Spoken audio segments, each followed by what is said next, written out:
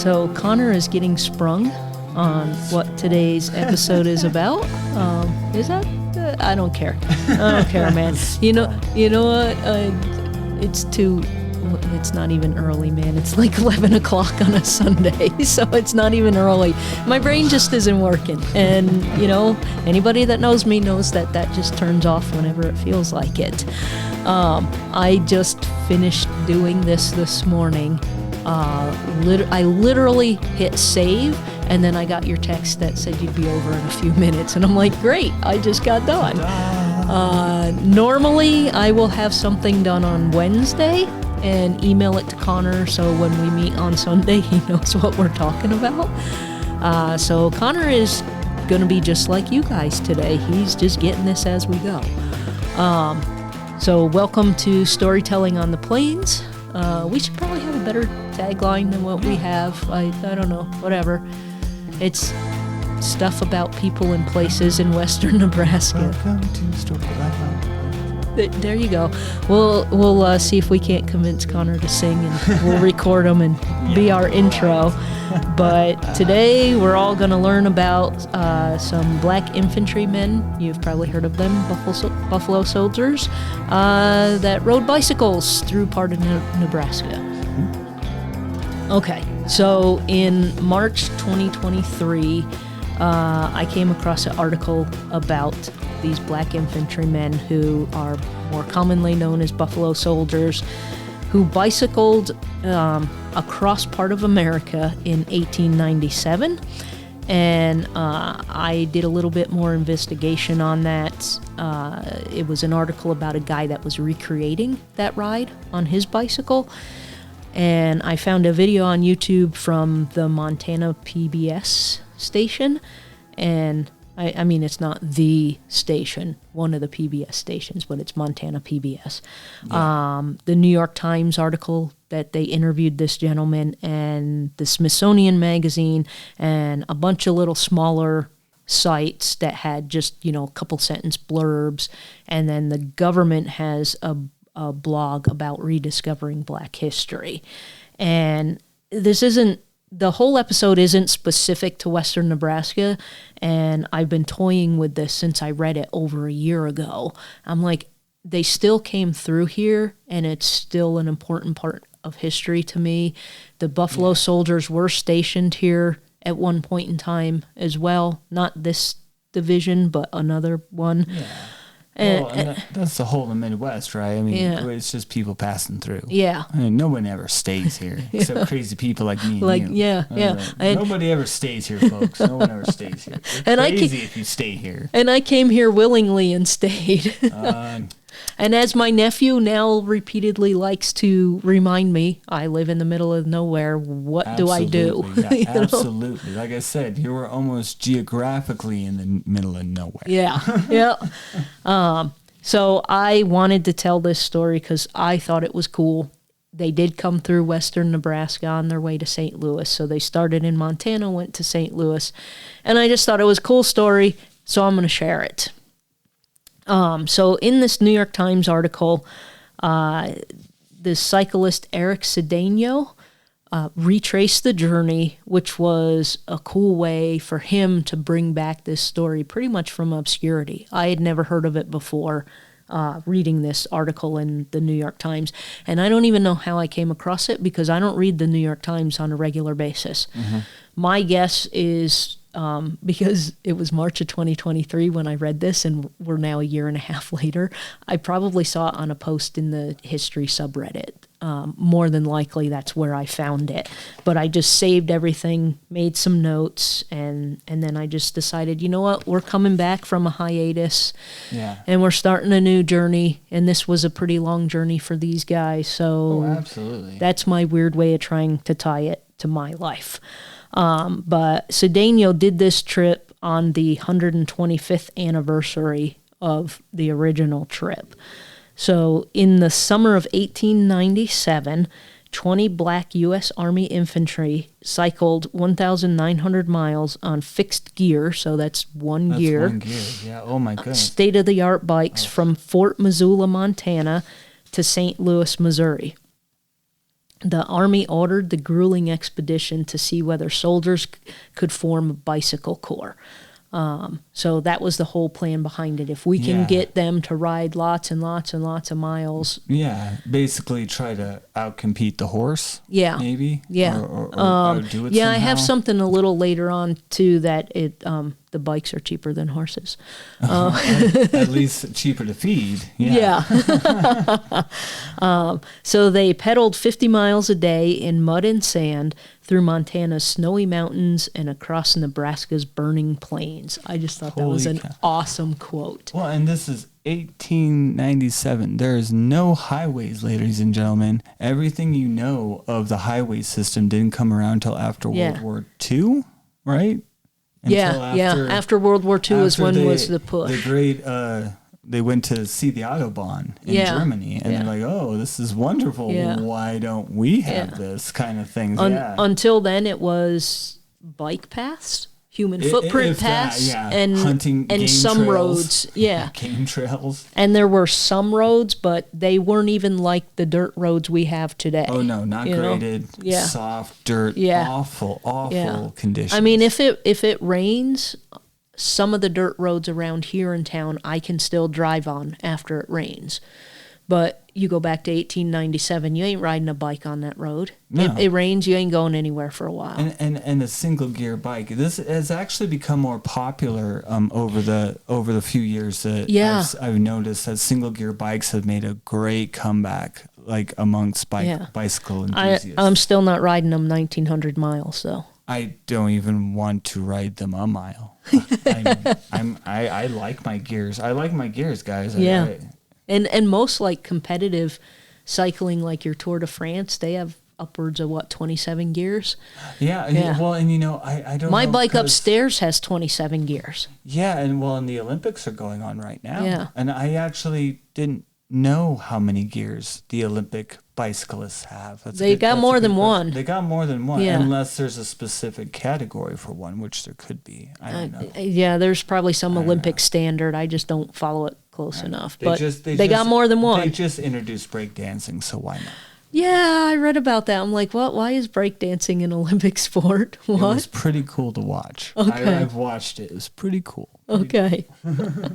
So according to that New York Times article, Cedeno said he had spent about a decade researching to do this journey, which the original journey took, I believe it was 41 days. I have it quoted at the end too. Anyway, he did it because he wanted to learn more about long-distance cycling. And then he stumbles across the 25th Infantry Bicycle Corps, and that piqued his interest. And then he went on his long journey of discovery to figure out what the heck this was and find details and documents and stuff. I'm going to quote from the article in the New York Times.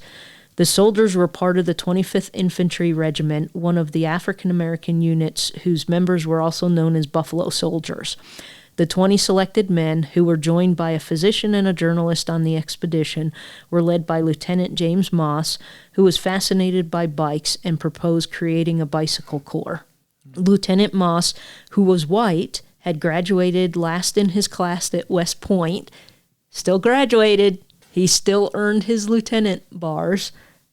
Yeah, lieutenants have bars. No, captain bars. Whatever your lieutenant gets, he earned them, even if he was last in class. And he graduated just 3 years before this expedition started.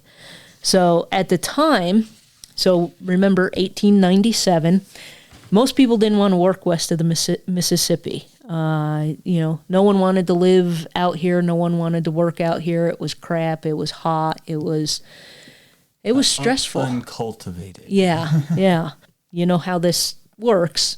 People at the lower rungs of anything got sent out here. Mm-hmm. People who did things wrong got sent out here. When I was a kid, the story was if you screwed up in the military, they sent you to Alaska because no one wanted to deal with you and you didn't do anything in Alaska. We all know that's not true, but that's horrible. But usually when I was a kid, it was just sending you to the military in general. Yeah. And when I was a kid, you'd get the threat of you don't behave, we're sending you to military school. Yeah.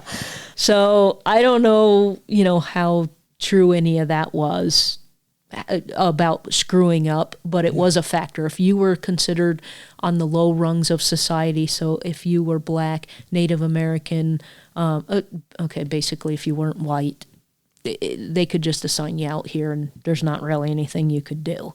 Yes. And that happens everywhere, all over the world. To this day. To this very day. Yep. So that article in the New York Times is called Black Soldiers Cycled 1,900 Miles Across the U.S., so he did too. And I thought it was pretty cool because I'm not cycling to repeat their journey. I'll take a car. So I highly recommend reading the article because I'm not quoting everything from it, but Cedeno started his journey in June, which is when their journey started, and it was 42 degrees in Montana. So not the warmest weather.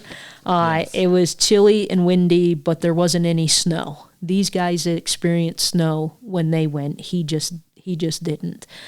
When Cedeno arrived in Nebraska, it was about 105 degrees every day he was in Nebraska. So he's just coming from 42 degrees, rides a couple of days, and it's 105. Welcome to Nebraska. Yes.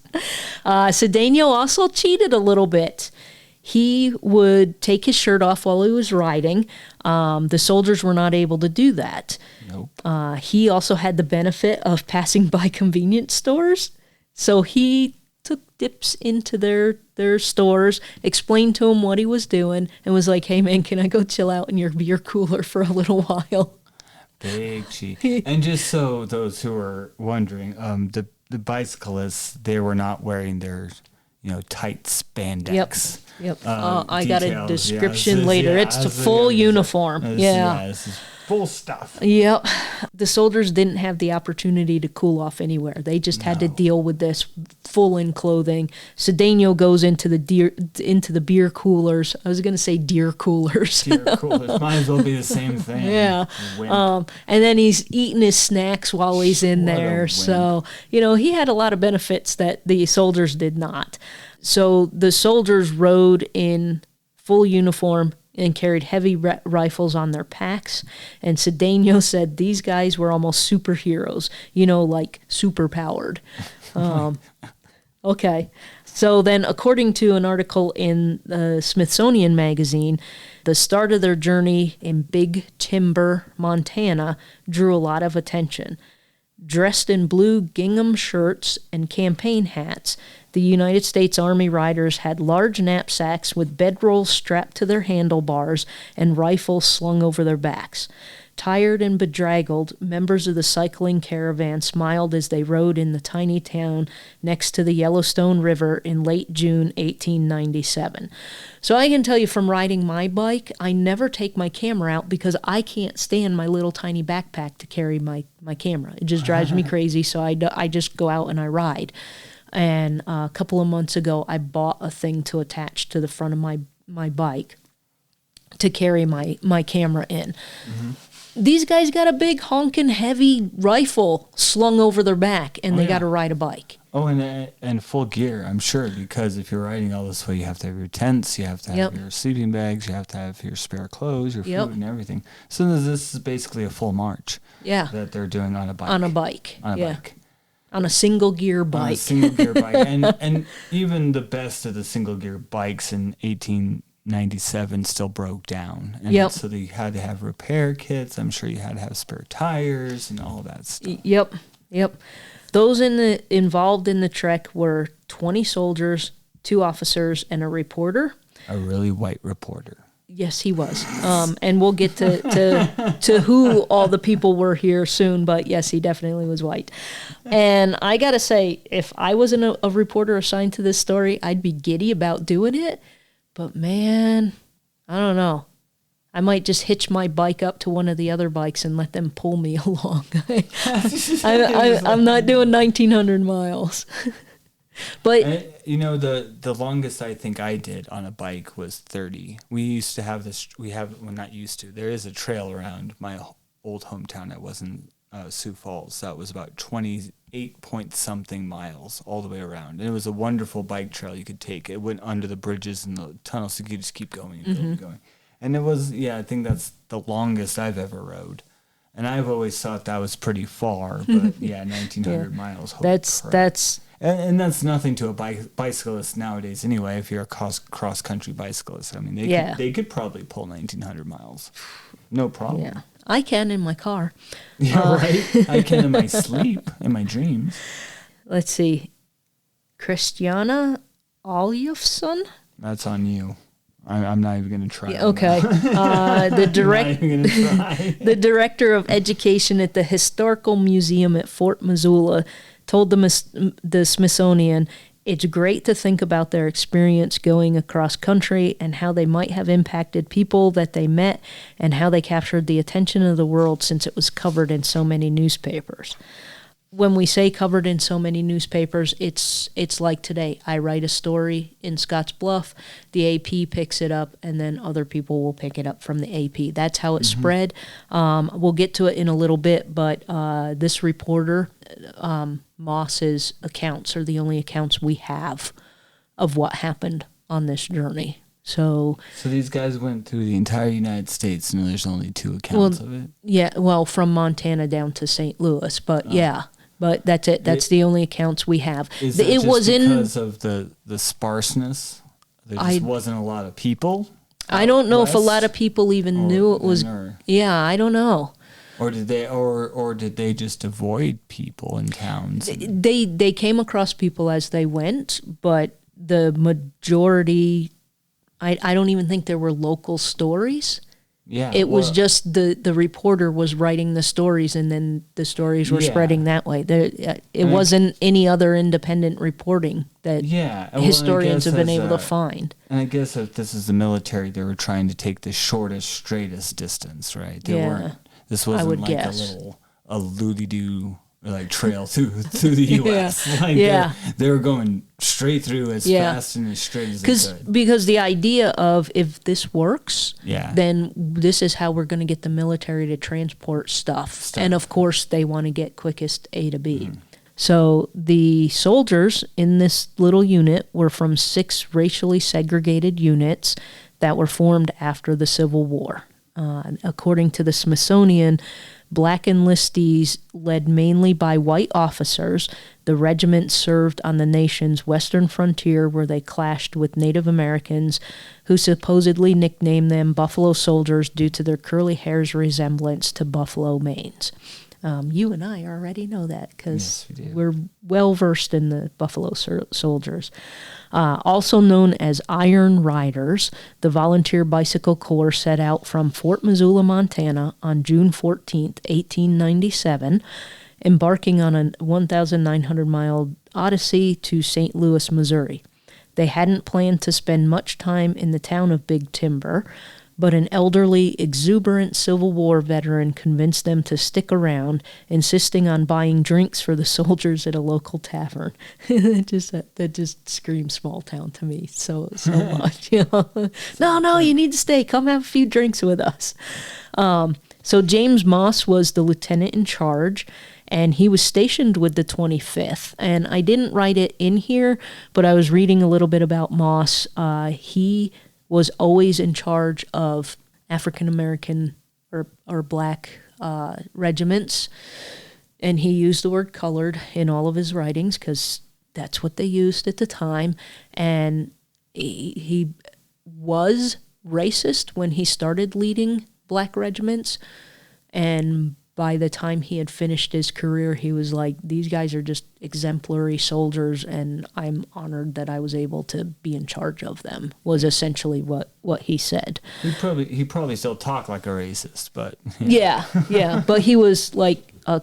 I can't even say a kinder racist, but at least he learned something that, black people are just like everybody else, Something like that. Yeah, I don't know. But he purposely chose his entire career to lead black regiments, and he was happy doing it, and he said they were all good soldiers, which, why wouldn't you be? You're a soldier. Why would you not be a good soldier? But again, there's that subtle racism sticking in that, You never know what his true motives were. Yeah. We'll never know. Yeah, who knows? Because we would only know if he wrote it down, and he didn't write it down, other than to say these were good people.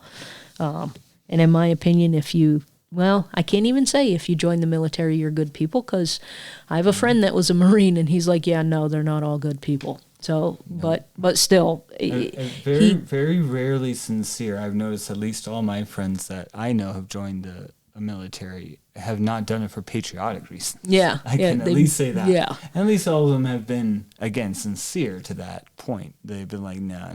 Yeah. I'm not in it for my country. I'm in it for what the military can give me. Yeah. For one way or another. Yep. Yeah. So anyway, James Moss, product of his time, and that's pretty much all we can really say because we can't get in his head. We don't really know. But anyway, he was stationed with the 25th, and he was the dude that wanted the test. He sent his request up the line, and eventually Lieutenant General Nelson A. Miles saw his request, and Miles was a veteran of the Civil War and the American Indian Wars, and he was a huge advocate of using bikes in the Army. He thought that was the greatest thing ever. So, of course, he sees this request, and he's going to approve it. We're going to Armstrong our way through this, ladies and gentlemen. So he approved it in 1896, a year before they went on their journey.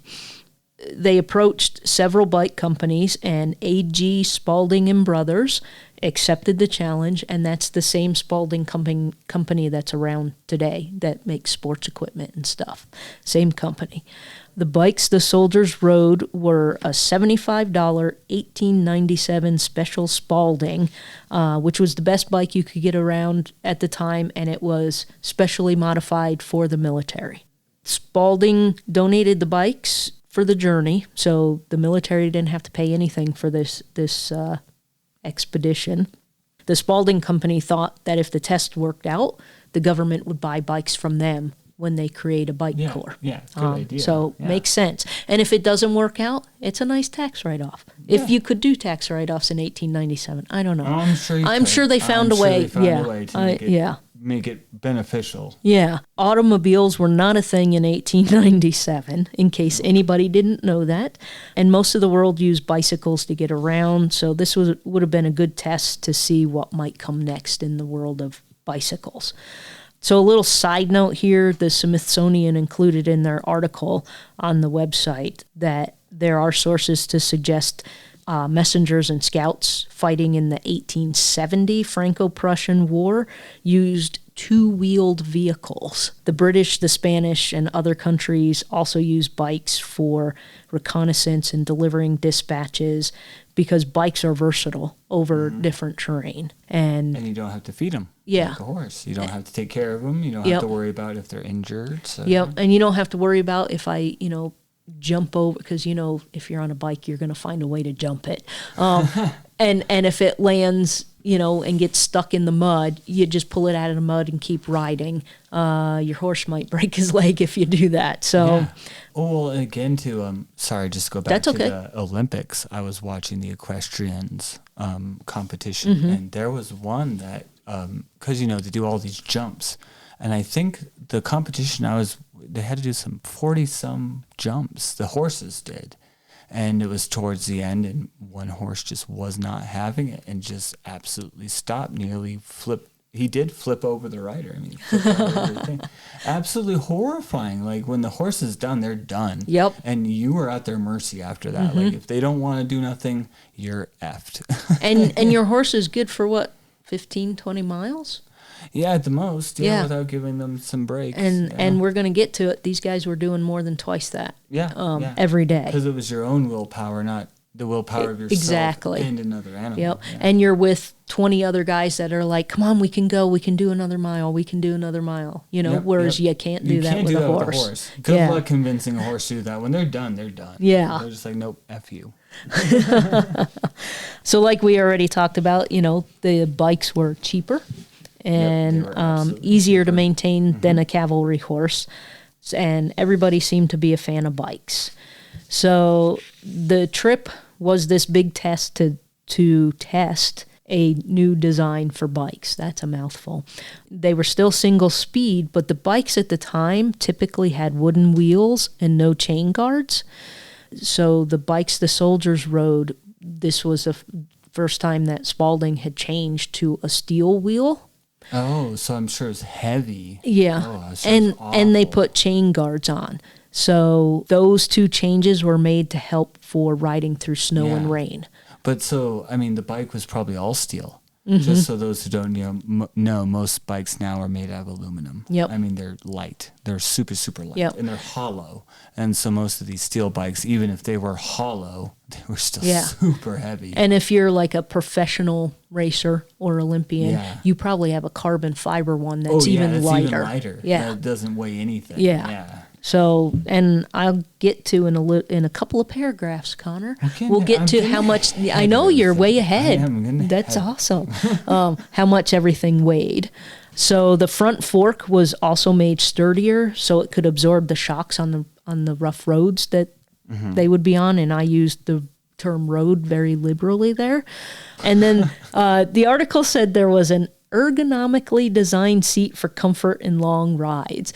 And Yeah, you know, because the seat. I don't know about if you rode bikes for a long time, but man, is that seat. I mean, it goes right about up your butt. my mountain bike upstairs has the seat that it came with, and there might as well not be a seat. Oh, yeah, It's, it is horrible. and I should Your change it, but then I don't want to look not cool when I'm out riding my bike, but I should change it so that my butt doesn't hurt, you know? Because it does. It does. It is so sore. Oh, my goodness. And there's no padding on my seat Nope. either, so Yeah, it's there just... wasn't none of my, even as a kid growing up, there was none of mine. I was always wondering why my ass was so sore.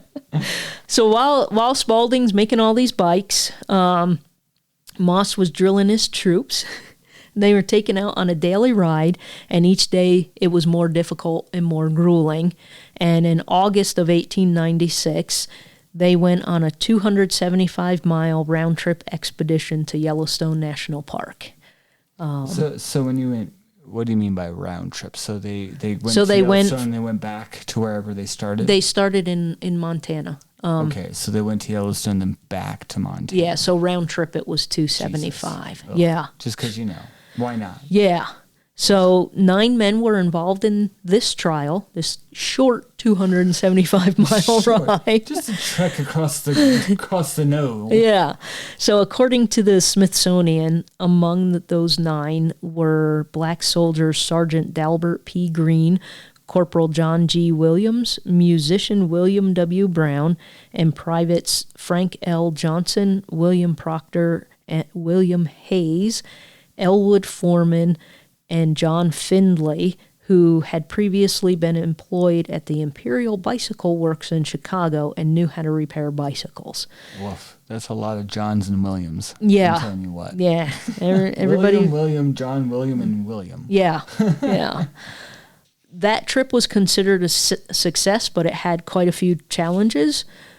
With gear and food, each bike weighed 80 pounds. So that's before you put a dude on the bike. Yeah, and like you said, a carbon fiber bike nowadays, 15, 20 pounds maybe. I mean, I've seen the bikers lift it up with 2 fingers each. I mean, Yeah. like It's nothing. probably less than that. It's nothing. My mountain bike is 19 pounds. 19 pounds. Yeah, 19 pounds. Yeah. Yeah, that's nothing. If I took my mountain bike back there, they'd be like, dude, give me your bike. Right. But 80 pounds of crap. Oh, geez. 80 pounds. Well, and again, these were, I assume, steel bikes. These were steel. Yeah. These weren't aluminum even. These Yeah. weren't even, not to mention carbon fiber, Yeah. but I doubt these were even aluminum bikes. These were probably Steel. hard steel bikes. So, Yeah. Ugh. So they also encountered bad weather, going to and from Yellowstone, flat tires, and equipment failure. To me, because I couldn't find out what equipment failure means, but if you're on a single gear bike, I'm guessing chains broke, Chain broke. handlebar chain busted breaks. off, brakes broke, that kind of stuff. Chains were a big, well, and if the wheels are made out of wood, I mean, yeah. Yeah. Wheel breakage. Yeah. So yeah. steel wheels are a huge benefit. Yeah, steel wheels, but even so, the steel wheels. Rubber. What was it? I don't know. Yeah, If I don't they even think had- they had well, rubber yet. They what would they line their wheels with? And I wonder. I'm sure they would have had some sort of coating, maybe some sort Yeah. of rubber something. Something on it. to It help probably it. wasn't an inflated tire like we have nowadays. No. So, but yeah, no, that's actually interesting to find out. Now I kind of want to see if any of these are still around. Are any of these bikes still around? I did not have time to look, Connor. I finished just before you got here. Usually it says Smithsonian a lot in here, so I said Smithsonian. I wonder if I should go to the Smithsonian and find out. Yeah. I bet it would be. Usually I'm able to find some things or at least say, hey, I did some searches and didn't, but I literally finished like 20 minutes before you got here. I'd be surprised if there wasn't one floating around. I'm sure there are. There has to be. Yeah. So the soldiers also got tired from pedaling steep inclines because you don't have a gear you can change. Gears. Yeah. Yeah. But they did in 126 hours, they rode the whole trip. And the Smithsonian has a different number from the other place that I found. They say 797 miles. But even if you double 275 and 275 is 550. I don't know. I'm not going to go drive it. It was a long trip on a single gear bike that weighs 80 pounds with your gear. Going uphill. Yeah. And I assume the whole experiment was like I would be a wimp. I would be getting off my bike and walking it up the hill. Yeah. I don't think you were allowed to do that. Nope. So you would be basically, I don't know, I'm sure any biker knows this experience when you're going up a hill and you're practically standing up.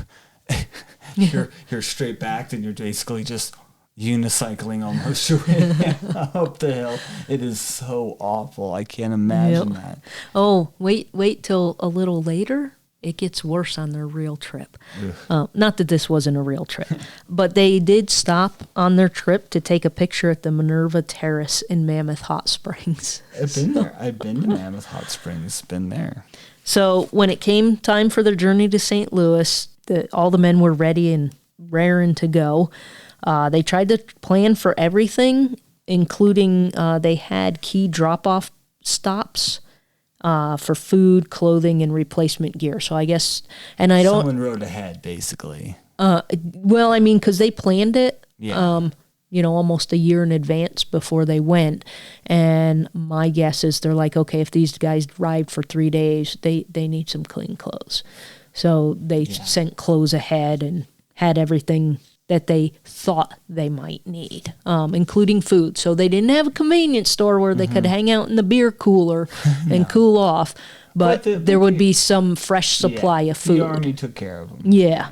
So Findlay, Foreman, Hayes, Johnson, and Proctor from the Yellowstone trip joined Sergeant Mingo Sanders, Lieutenant Corporal Abram Martin, musician Elias Johnson. So we got 2 musicians on the trip now. Yeah. And privates George Scott, Hiram L.B. Dingham, Travis Bridges, John Cook, Richard Rout, Eugene Jones, Sam Johnson, William Williamson, Sam Williamson, John H. Williams, Samuel Reed, and Francis Button. And I just want to say... Now we're into William Samuel John. Yeah.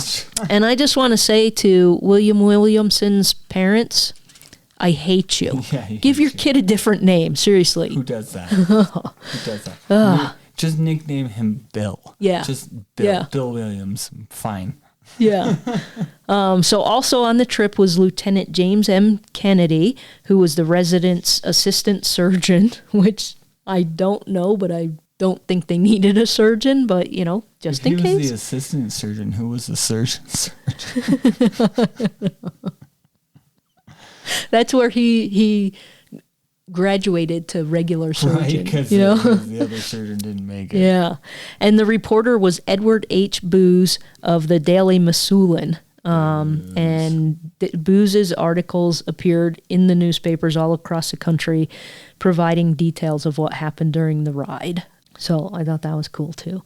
So Lieutenant Moss wrote that his men were bubbling over with enthusiasm about as fine a looking and well-disciplined a lot as could be found anywhere in the United States Army. Yeah, because they hadn't gotten on their bikes to ride anywhere yet. That's like, thank God we're biking away from all you racist white folks. There you go. It's like, we'll go, yes, enthusiastically, yes, wherever, as long as it's away from you. Yes. So their route included cycling through deserts and woodlands in Montana, Wyoming, South Dakota, Nebraska, and Missouri. Trying to figure out how they didn't touch on Kansas at all. If you know how the United States, does the eastern edge of Nebraska touch on? Montana, Wyoming, South Dakota.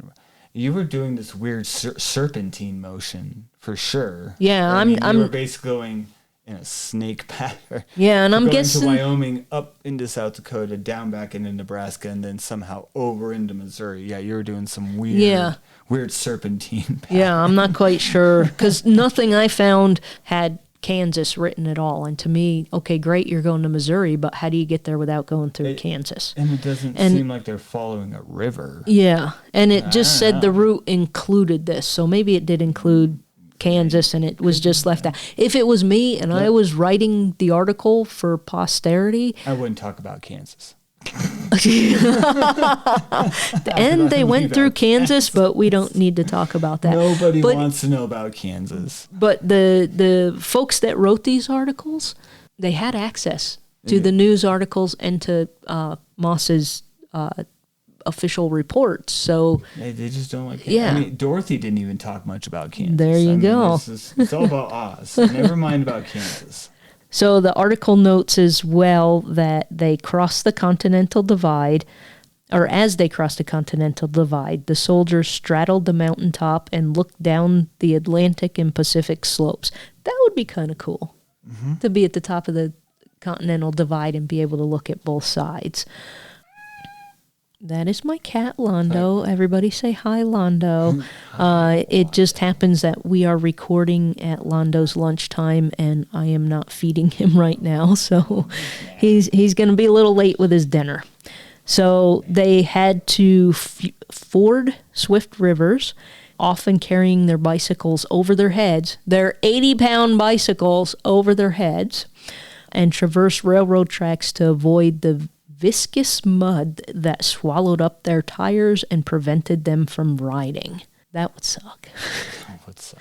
So Cedeno, who is the guy that redid this journey by himself, he was quoted as saying there's a 12-mile section just before Helena, Montana, that is all uphill.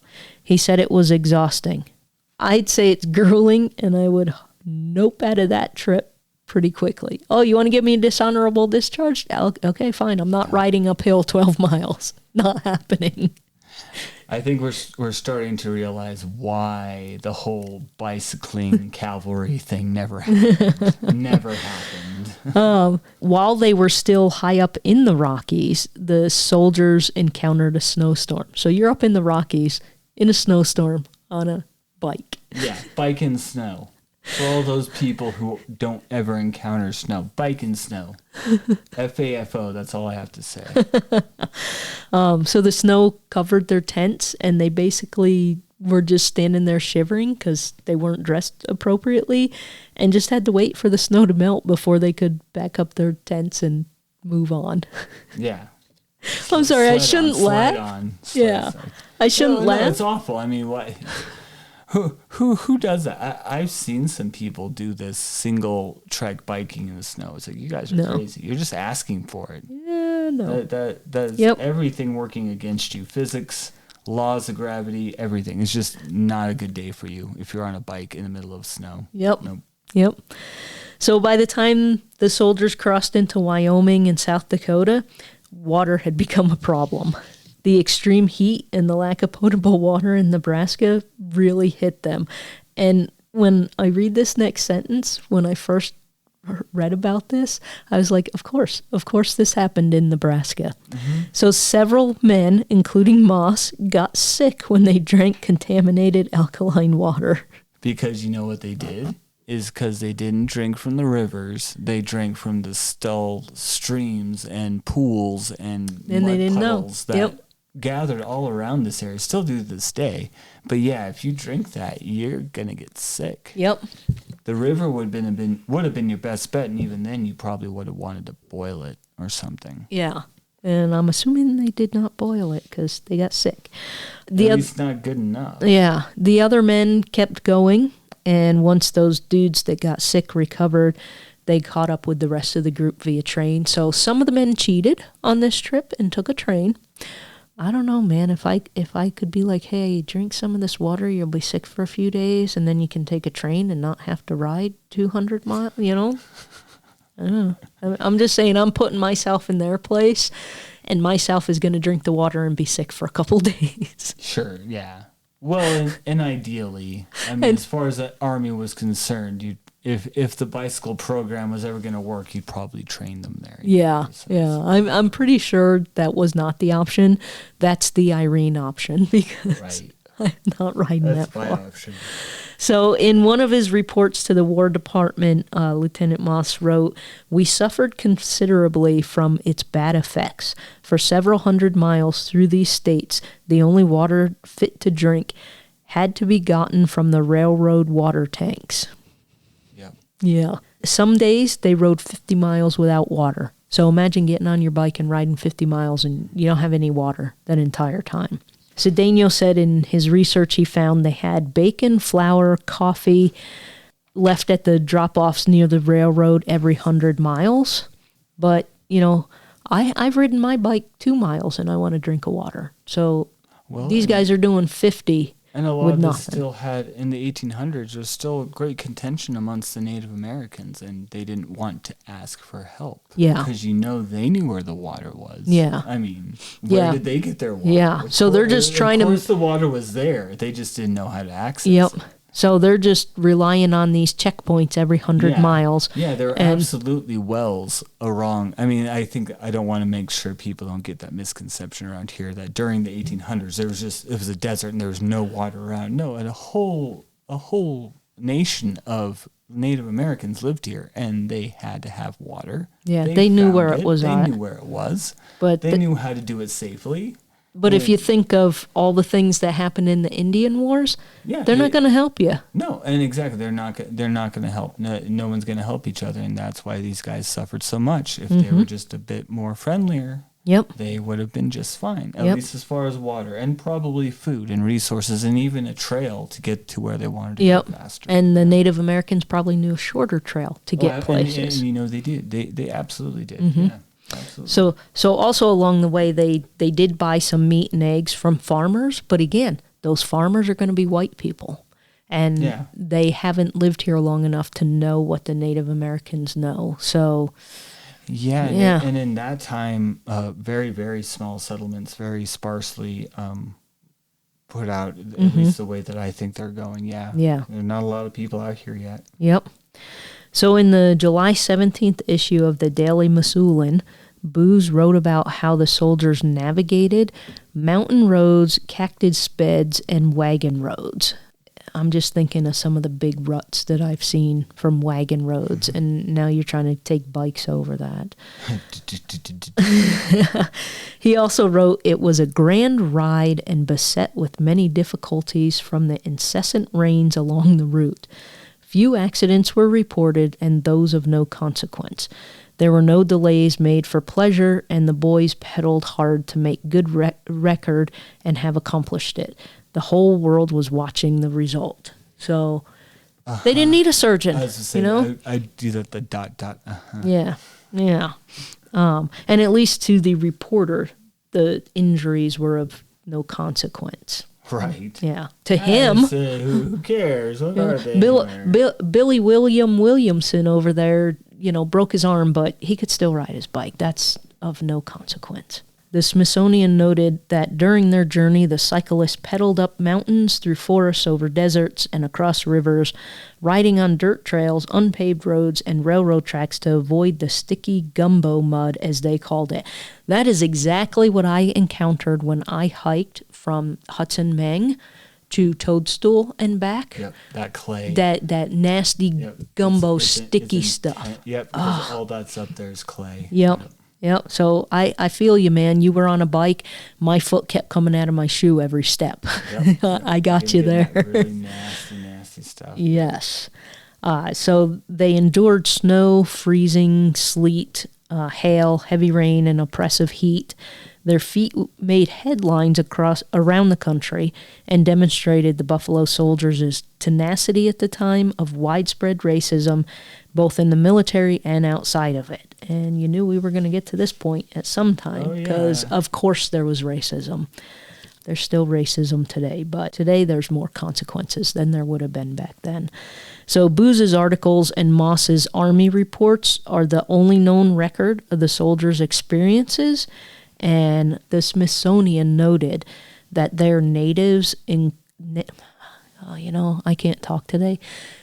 Their narratives included racial stereotypes and the racism of the day.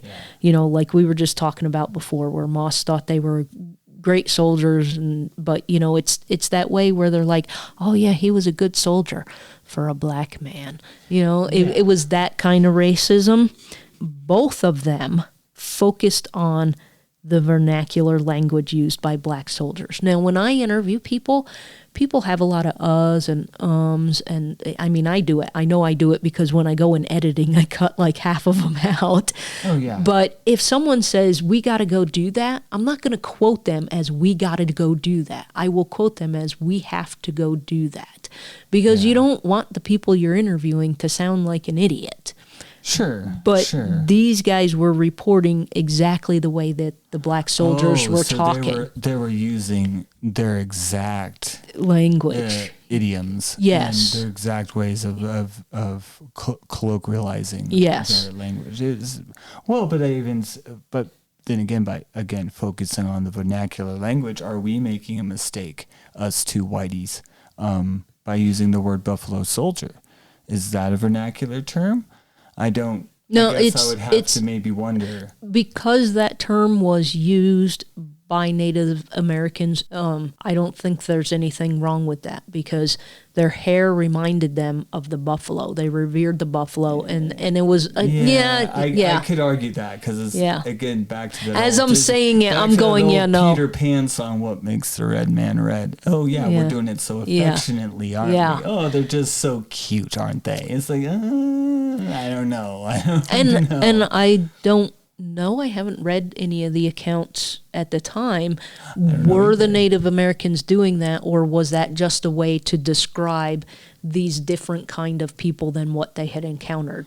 Well, and I don't know. Why did the Native Americans' terminology for them matter so much when we didn't call the Native Americans by anything close to a right word, right? Like anything respectful. I would have to go and check the history, but I think the black soldiers embraced that term. I don't know. I could believe. I'm all for that, but I mean, again, you go back into like weird terminology and things. Even me as a gay man, I mean, where do you get to where's our words, right? We use the F word.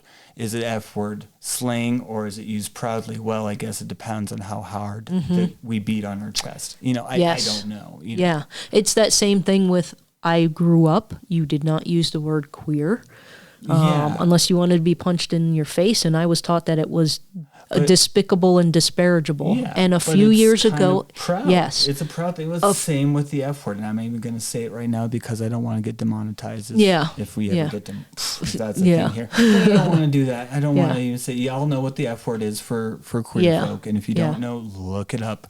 But there's a big thing there. Just like with African Americans using the N word or anything else using it in that way, it was like when does it become yours and proud to say versus you cannot say that? And I don't know if Buffalo Soldier falls along that terminology. And there's even books being printed today about the Buffalo Soldiers. It's where Bob Marley sings about the Buffalo Soldier. I mean, it's a famous song even. So no, I mean, I want to make sure that if anyone's listening, if anyone gives a shit about what we're saying, I want to make sure we're being fair. There's that cuss word, demonetized. Not that we're monetized at all. Who cares? Oh gosh, oh no. I mean, that would be, we need to find some linguists and have them come and talk and explain things. Because it'd be interesting, especially someone who has written about buffalo soldiers and that kind of stuff. Yeah. And that'd be very interesting. Because Yeah. I personally, until you brought this up, the buffalo soldiers that I knew about, I didn't know they rode bicycles. I knew they did all sorts of other things. Because the ones... bicycle riding was something I associated them to. Because the one we're most familiar with is, the 10th and the 11th that were stationed up at Fort Robb. And these were the 25th. So the cavalry that kind of got shuffled off to the side. Yeah.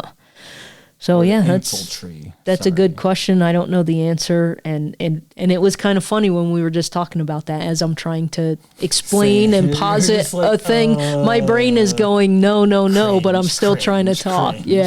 So I don't know.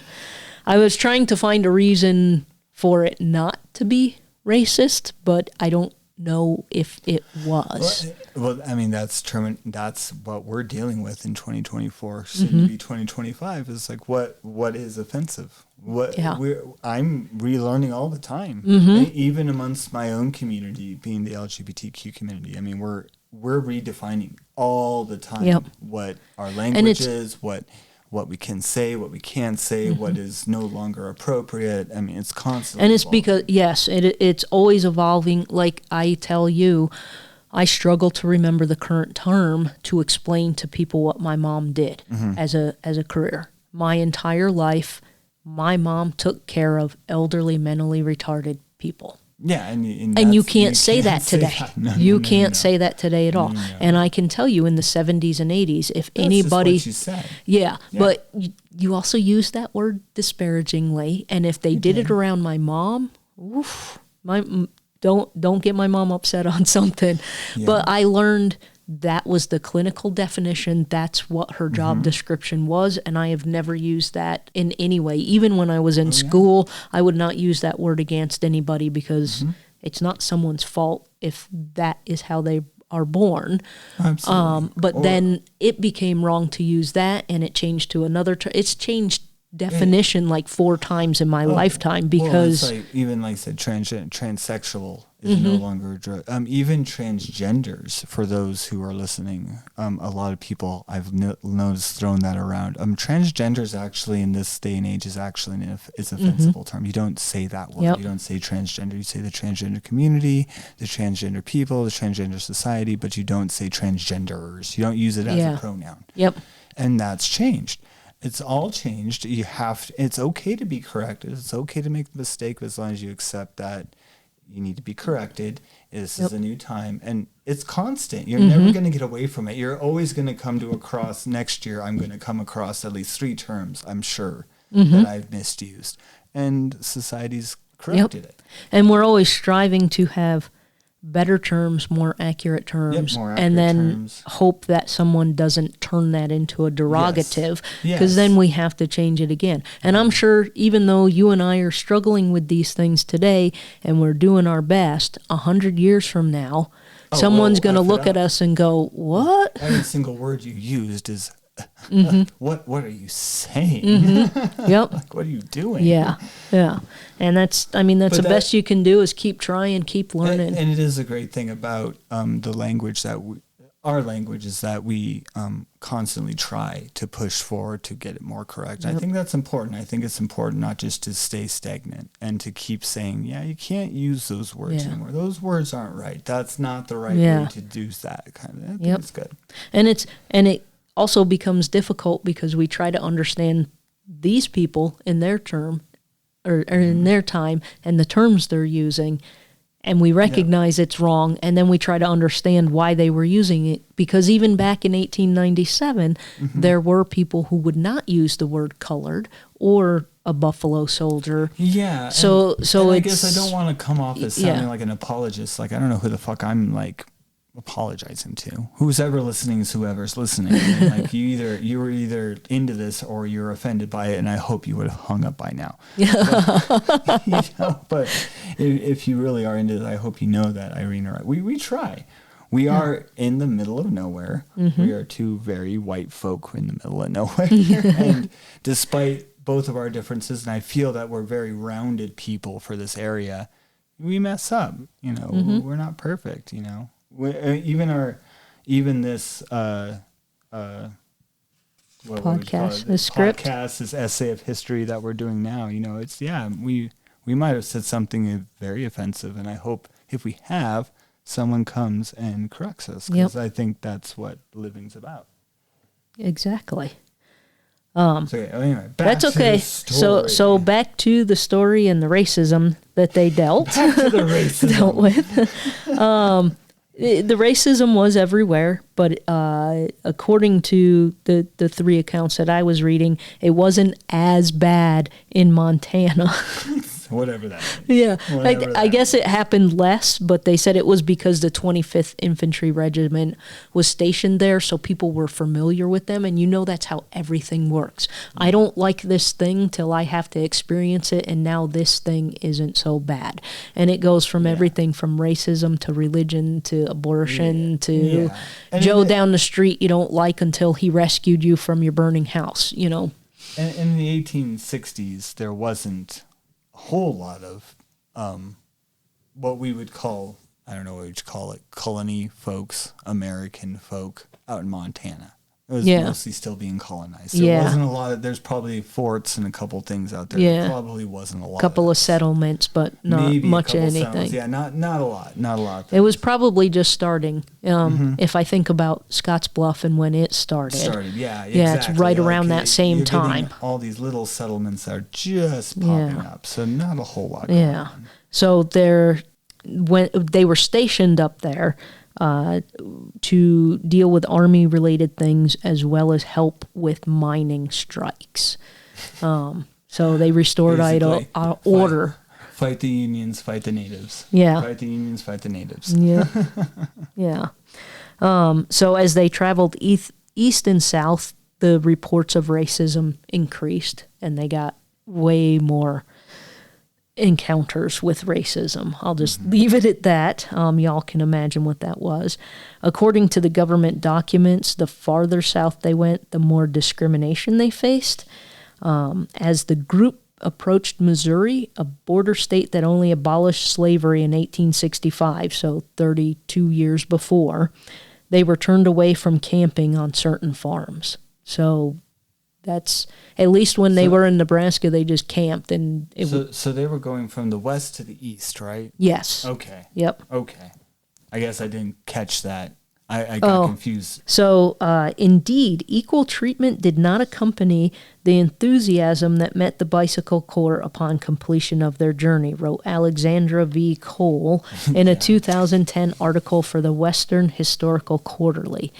While the men had shared cooking duties and close quarters on the ride itself, once in St. Louis, the white and black members of the expedition ate their meals in separate locations. The officers dined at the Cottage Hotel in Forest Park, while the troops ate in the bicycle shed. Yeah, that is so fucked up.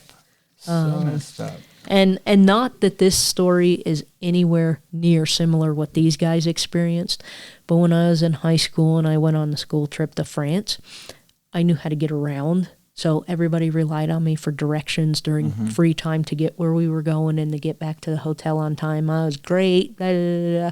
Go back to high school. I am persona non grata again. I'm a loser. I'm that poor loser. How could she ever go on that school trip? Well, I saved for a year because I had a job, and I saved all my paper route money and my paper route tips so I could afford to go on the trip, and everybody else's parents paid for them to go.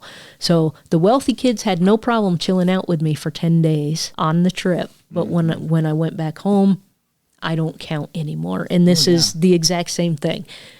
They were perfectly fine chilling out, and then those officers could have said, no, I'm going to go eat in the bicycle shed too.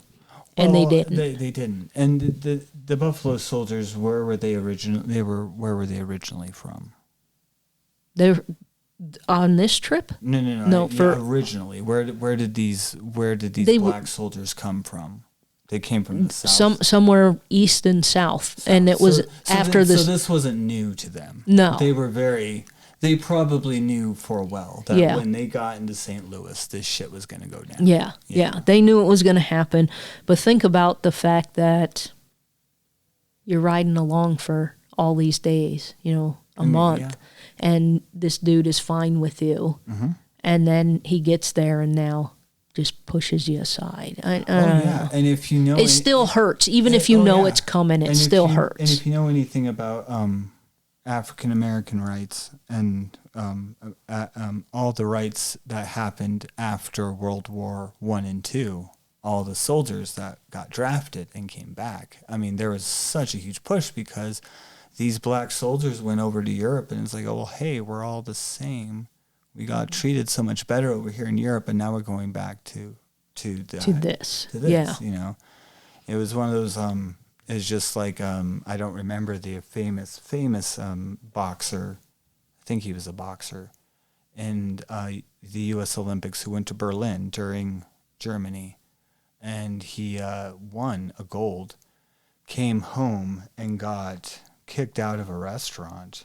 And he ended up throwing his gold medal off the bridge, if I remember correctly. I don't remember who it was. It was a pretty famous story, but he threw his gold medal off the bridge because he basically like, fuck this nation. That is that kind of stuff. Yeah, you see it all the time. It's crazy. Yep. It is so sad what we did, and what we still do to each other. Yes. It's absolutely tragic. And I don't know if you heard the recent, I think it was during the baseball All-Star game or lead up to the game, Reggie Jackson was talking about things he experienced, and I was really happy that they let the whole thing play, didn't cut him off, but he talked about experiencing this, and this is I bet Reggie Jackson has some stories. Yeah. And he, I always liked Raleigh Fingers because I just think the name is cool, and it's a cool name for a pitcher, and he had those huge handlebar mustache. That's right. Yeah, he did. But Raleigh Fingers and a couple of other guys stood up for Reggie when they went into a restaurant. Like the team went into a restaurant and they were like, we're not serving that N here. And the team just said, well, then we're not eating here either. And they walked out. And they didn't want them to stay at one of the hotels one time. And so the whole team just checked out, moved across town, and stayed at a different hotel. They're like, Reggie's part of our team. He's just another dude. Isn't that crazy that these were all soldiers that are supposed to be one bit, but the white people still went off to their thing? Yep. And it's like, well, we're brothers in arms, but not brothers in mealtime. Yeah. Yeah. Absolutely disgraceful. Yeah. So, according to the government blog Rediscovering Black History, at the end of the journey on July 24th, mounted police and almost 1,000 amateur cyclists from a local club escorted the Buffalo Soldiers into St. Louis, where they took part in a parade and receptions. An estimated 10,000 people visited the Corps' campsite. So at the very end, the last couple of miles, people celebrated what they were doing. And I'm sure, like everything, the next day it didn't matter. Because if they see those guys the next day not on a bike, they're just another black man that can be harassed. Yeah. It makes you wonder, don't it? Yeah. It also makes you wonder what, out of those 10,000 people, who was who and what was what. Mm-hmm. Yeah. So Moss considered the trip a success with an average of 55.9 miles per day for 34 days of travel. They were able to maintain a speed of 6.3 miles per hour. And in case you don't think those numbers add up, they don't. They had 7 days set aside for rest and repairs. Mm-hmm. But they still, Jesus. Moss told the U.S. Army and Navy Journal, the practical result of the trip shows that an Army bicycle corps can travel twice as fast as cavalry or infantry under any conditions and at 1/3 the cost and effort. So Moss was pushing for the bicycle corps. Which makes the big question: why didn't it come up? That's the big thing. Yes. Why didn't it come up? Why is there no bicycle corps? We'll get to it, Connor. We got 2 pages left. So the men who rode wanted to ride back. They're crazy. They just made this journey and they're like, yeah, can we ride back? Race you back home. And then they wanted to at least ride part of the way back. And the Army said no. And put them on a train back to Missoula, or to Fort Missoula. In the end, the Army never created a bicycle corps, and I'm going to quote Cedeno here again. I hear they tried them in Poland and India. In 1898, some of the Buffalo Soldiers were sent to fight the Spanish War in Cuba. So the 25th was one of the first units mobilized in the Spanish-American War, which had started in the spring of 1898. So they did this trip June of 97, and spring of 98, I don't know when exactly the Spanish-American War started, but 7-8 months later, they're going to fight, and they distinguished themselves in Cuba when they aided Teddy Roosevelt and the Rough Riders at the Battle of San Juan Hill. Okay. Keep Teddy Roosevelt in mind for a minute. Just makes you wonder, This I think I already know why these guys didn't make it. Because if you see all these old war movies, can you imagine like a whole hill full of the cavalry and the horses and everyone's blazing? Imagine that same scene with a bunch of bicycles. Just a bunch of bicycles with a bunch of people. Yeah. Bang, bang, bang. Yeah. And Teddy Roosevelt and the Rough Riders were all on horses. They were all on horses, yes. So Cedeno said some of the men returned to Missoula. Some were sent to Brownsville, Texas. In 1906, there was an incident there for which the black soldiers were wrongly blamed. They were cleared by local law enforcement, but Teddy Roosevelt, who was president, dishonorably discharged them anyway. Dishonorably? Yeah, hang on. We got a whole page, and you'll find out why. I'm upset. Yes, I was too.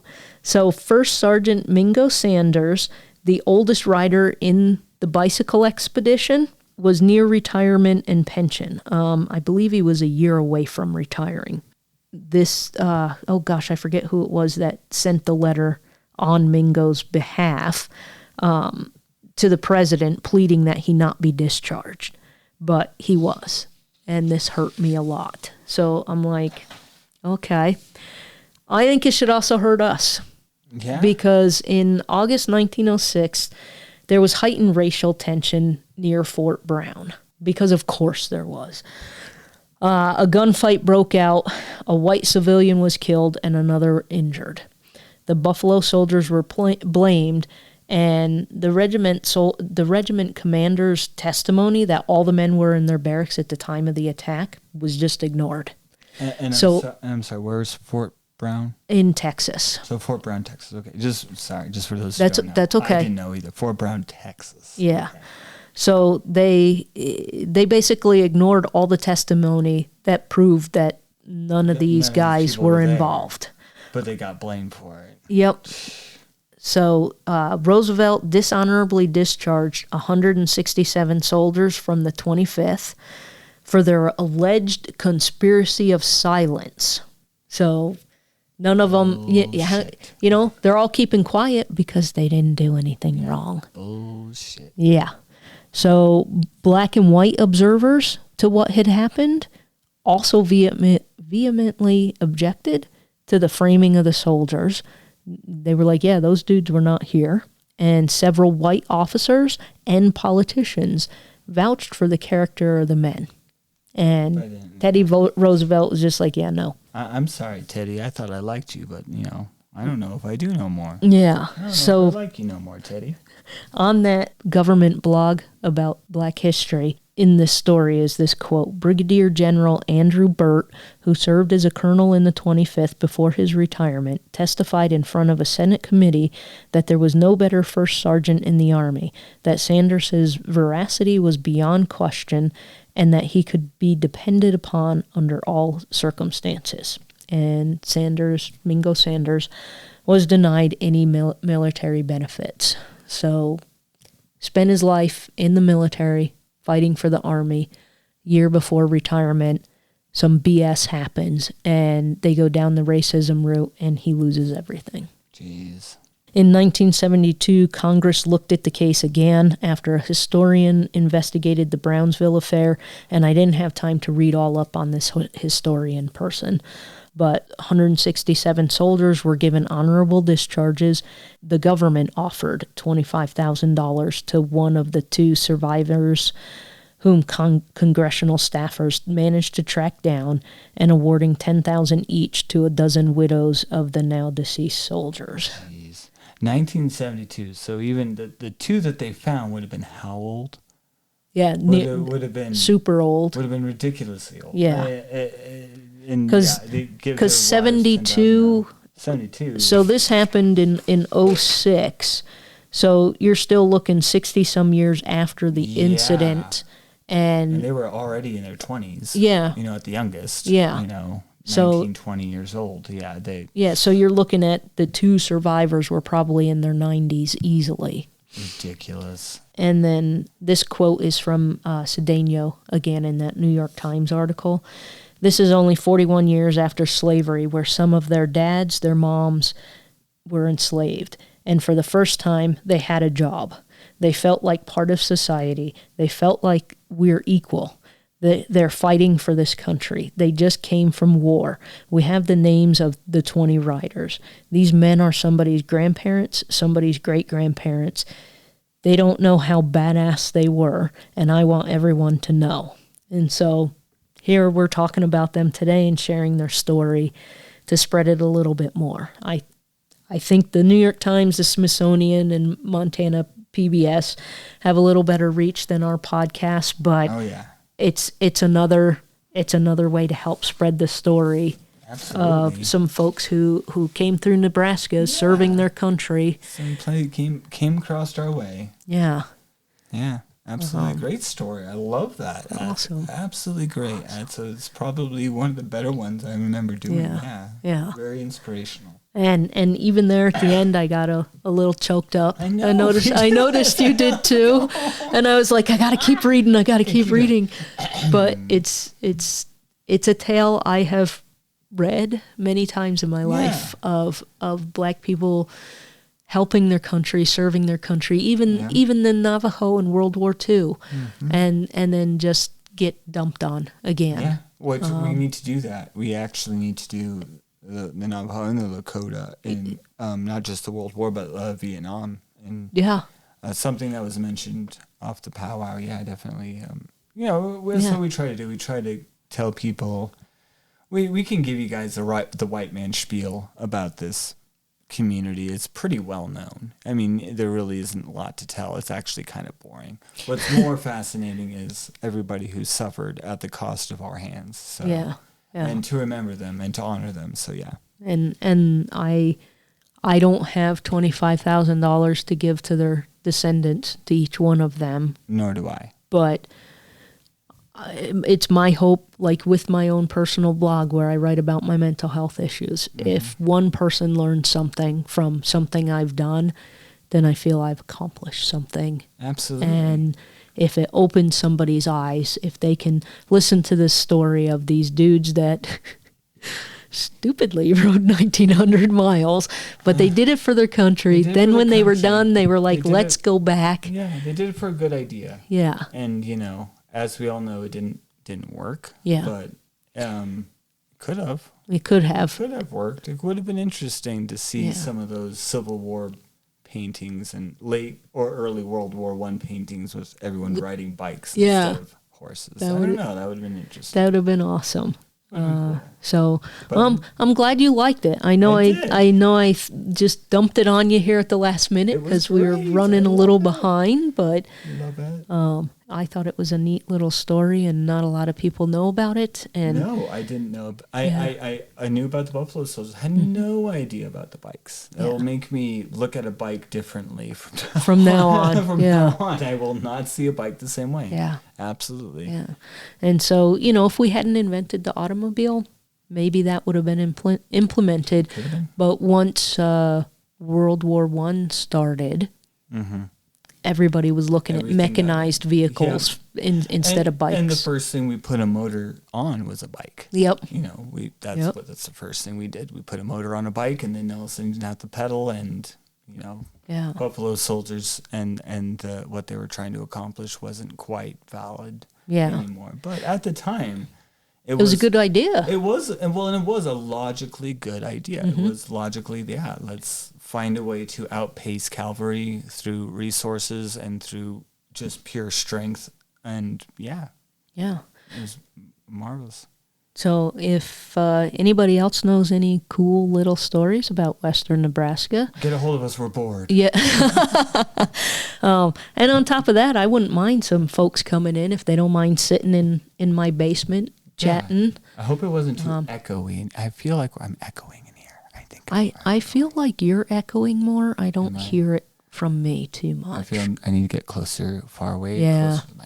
And you fidget a lot. So like you're away, then you're close. Then you're away, then you're close. Yes, I am.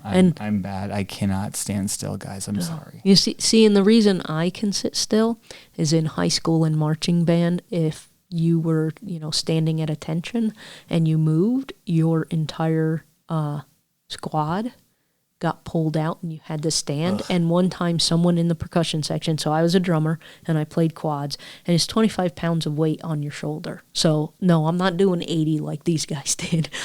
Somebody moved. It was not me.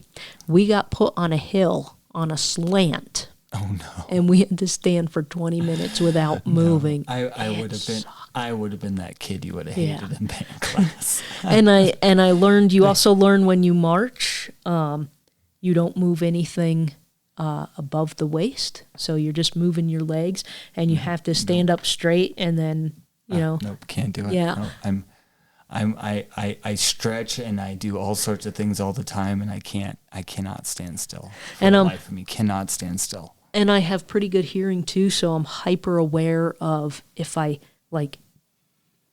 I can hear that. I don't know if anybody else could hear it. I'm trying not to do that. I'm trying not to move too much to make noise, but I do have to move.